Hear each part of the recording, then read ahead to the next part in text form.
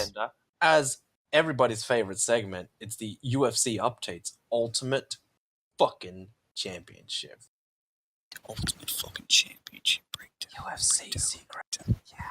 Secrets. Okay, on today's update, it is about Khabib. Kebab or Khabib? No, Khabib Nurmagomedov? Nurmagomedov? Yeah, Nurmagomedov. Yeah. Kebab Armageddon. Yeah, exactly. So before his fight with McGregor, he was saying, like, he's come out in the media recently, and he was saying that he was suffering seizures from the weight cut. So the night of the fight, the day before the fight, he was like having seizures, and he was feeling like shit. He was quoted as saying that he felt like he had seizures and he felt very ill, but if he lost, he would not tell anyone about this because that would have been an excuse. Interesting. So basically, yeah, he's a fucking savage, dude. You having fucking seizures the night before you're fucking fighting someone because you cut so much fucking weight. That's nuts, man. And you show up and then you fucking beat the shit out of some dude in front of like the whole world. That's fucking crazy, dude. It's just a reminder. It's just a reminder, though, that martial arts or the fighting sports, the whole weight cutting and then coming in on the day like at a really high weight or way overweight. It's so dumb. It's so unhealthy for you. It's just dumb. Looks, I think there's nowhere that it's defined as this. I know, but sport is meant to be healthy for you. Come on, it's not meant to fuck up your organs, be bad for your liver and your body to this extent. I mean, it's just so unhealthy, and it reminds me of something we've mentioned previously. Is like ONE FC has hydration testing, so you can't be so far beyond your natural weight or far under your natural weight. You can cut a little bit of weight, but not heaps. And I really like that. I think that has to do with the long-term health of the fighters, and that's a good regime. I think there should be some sort of hydration limit, hydration testing. Yeah, that people can't just overcut. Like, they have to be at a natural weight. I think that's great. I think that's what they should be doing. Should be taking care of these people. Khabib, he's a fucking champion. He doesn't deserve to be having seizures before you. That is so bad. Your brain is fucking up. You're having seizures.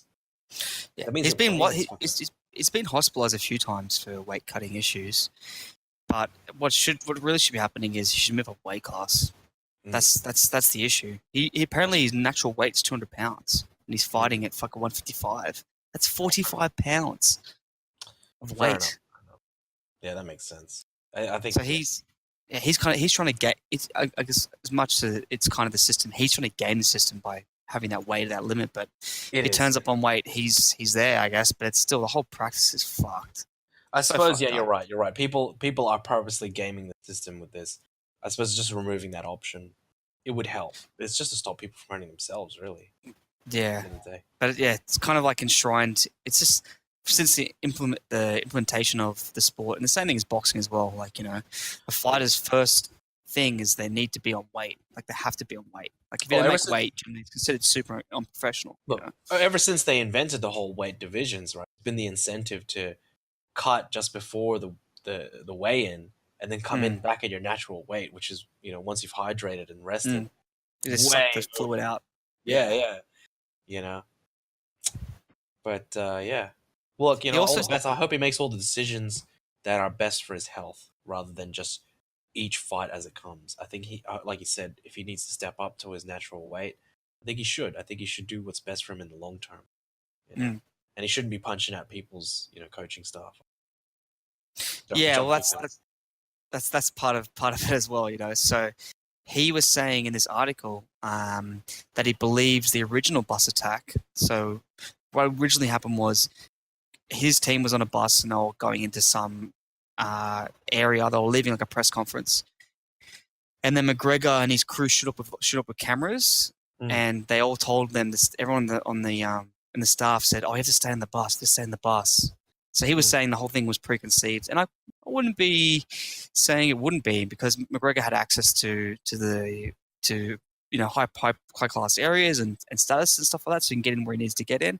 And the whole thing was filmed, so he was like, because he got so pissed off, you know, that's kind of the reason why he fucking launched out of the cage after the fight and beat the fuck out of everyone, you know. So you know what? It's not out of the realms of reality. When I saw the footage of it, just before the bus window got broken and someone got injured, it looked like a WWE scene. It looked like that It thing did. they do, like the backstage chair throwing scene. I was like, this looks fucking. It did look kind of staged. I remember having this inkling, this little paranoia. I go, this looks staged until like a window broke and someone was bleeding, and I was like, oh fuck, this can't be like some. No, kind it's of not real. There's no way the UFC would like. They'd probably like let him in, like, oh yeah, let McGregor in, yeah, let him do this. Maybe they didn't great. expect him. Maybe they didn't expect him to go that far. That was part. They didn't expect him to fucking flip out and throw a fucking dolly through a window. Fuck it, Mayweather just throws a fucking like trolley through a fucking bus full of people. Such a classy sport. It will one day be considered a gentleman's sport for sure. Well, you know, it's funny. There's a guy fighting in Bellator.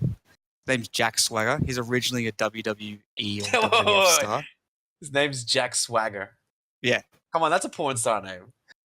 Well, listen to what I'm about to say, right? So his name's Jack Swagger. Anyway, so this guy is like a 6'5" guy, 250 pounds, absolute fucking castle of a dude, right? He's fucking huge. Yeah. And you know who they make him fight? A bunch of like fat truckers, bro. They just keep feeding him fat truckers because he's never had MMA fights before. He's just like nailing all these cunts. So he's just like fucking pumping these cunts out. Anyway, so he beat up this guy the other day. He works in a laboratory. He's like fucking cutting up meat and shit. And then abattoir, sorry, he's cutting up meat and stuff. Anyway, he got him on the ground and he choked him out with a choke, but he didn't realize if he tapped or not. If it was the ref, and eventually got up. And the crowd was booing him. And then they interviewed him and said, oh, like, you know, what do you think about this? And the crowd's not happy with. And then he just goes, what can I say? I couldn't feel what was happening, and I'm rock hard full of emotion right now. It's like, what the fuck you say that, bro? That's such a weird thing to say. I'm rock hard full of emotion. What? Yeah. Doesn't make any sense at all. It's just it's not the classiest sport, man. It's just, you know, it's a weird sport.